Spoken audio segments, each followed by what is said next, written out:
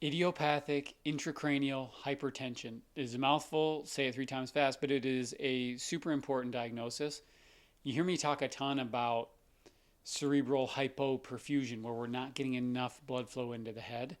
And then we can kind of look at the other side of the coin, because in this case, IIH is actually where we're having too much pressure inside the head, and it starts to create problems with the way you're able to circulate both blood and cerebrospinal fluid, which can create a whole load of problems for people.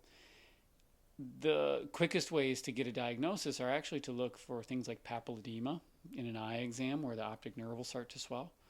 And you can also see in an ocular computed tomography, where you'll see changes in the density of the retinal fiber layer. And that can be really helpful to look at too. And then even further, you can go and look at the opening pressure of a lumbar puncture and be able to understand it. But either way, if you've got too much pressure in the head, we start to see alterations in neurological activity.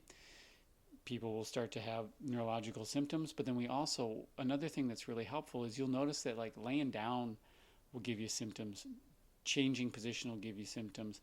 You might notice things like coughing or straining might give you the sensation of a lot of pressure in your head. So if you're noticing that that is a thing that you're dealing with, you may have some autonomic components with that.